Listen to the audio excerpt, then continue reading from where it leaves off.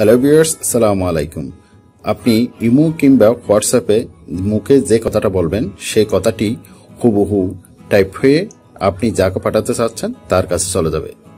দেখুন আমার হাতে আমি এখন ইমোতে প্রবেশ করলাম। ইমোতে প্রবেশ করে আমি মুখে যে কথাটি বলবো সেটি অটোমেটিক টাইপ হয়ে যাকে পাঠাবো তার কাছে চলে যাবে। হ্যালো ভাইয়া, আপনি কোথায়? দেখতে পাচ্ছেন আমি মুখে যে কথাটি বলতেছি সে কথাটি অটোমেটিক টাইপ হয়ে যাচ্ছে। বুঝতে পারছেন? আপনি মুখে যে কথাটি বলবেন সে কথাটি অটোমেটিক টাইপ হয়ে যাবে। টাইপ হওয়ার পর আপনি এই জায়গাতে ক্লিক করলে এটা যাকে পাঠাতে চাচ্ছেন তার কাছে অটোমেটিক চলে যাবে।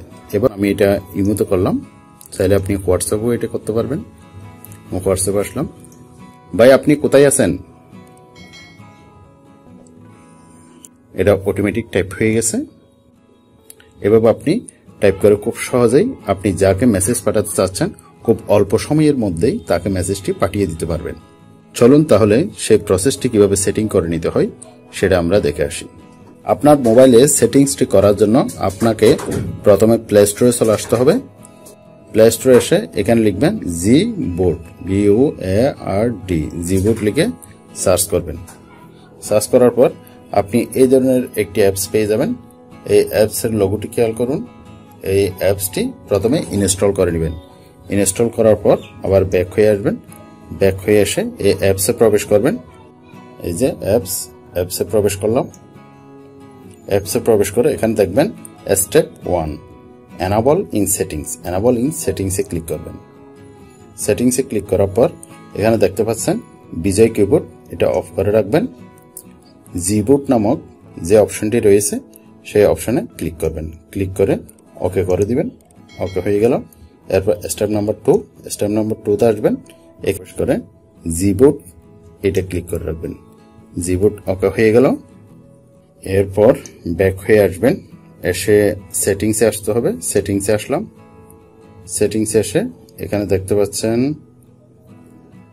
এই যে জেনারেল ম্যানেজমেন্ট, এই জেনারেল ম্যানেজমেন্টে ক্লিক করতে হবে। জেনারেল ম্যানেজমেন্টে ক্লিক করলাম।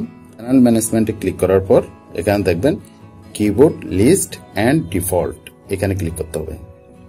ক্লিক করে একটু চেক করে নেবেন এখানে বিজয় কিবোর্ড ওকে করা আছে কিনা। নাই। ডিফল্ট কিবোর্ড, এখানে যদি জিবোট না থাকে তাহলে ডিফল্ট কিবোর্ডে জিবোট করে সেটিং করে নেবেন। তাহলে জিবোট এখানে ওকে করা আছে, সবকিছু ওকে আছে। আমরা যে কোনো একটি অপশনে চলে যাব।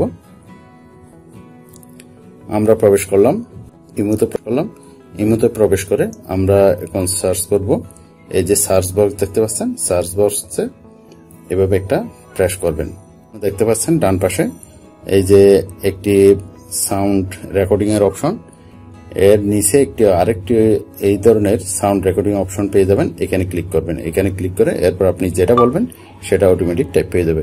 হ্যালো ভাইয়া, আপনি কোথায় আছেন? ভাইয়া আপনি কেমন আছেন? আপনি যেটা বলবেন সেটাই অটোমেটিক টাইপ হয়ে যাবে। এরপর এখানে প্রেস করলেই এটা সরাসরি যাকে আপনি পাঠাতে চাচ্ছেন তার কাছে চলে যাবে।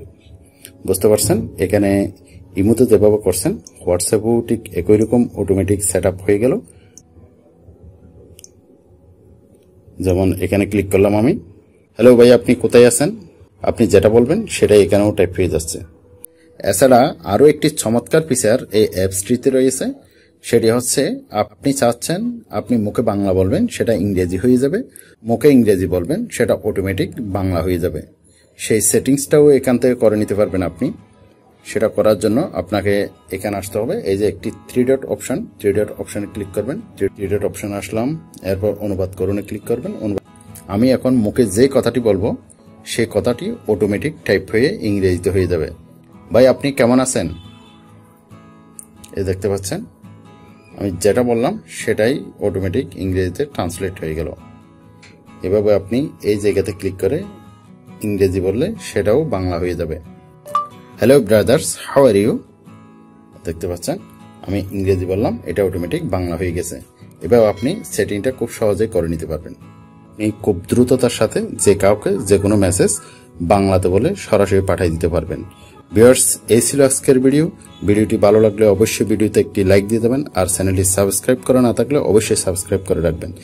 দেখা হবে পরবর্তীতে আরো কোনো ইনফরমেটিভ ভিডিও নিয়ে। সে পর্যন্ত ভালো থাকুন। আল্লাহ হাফেজ।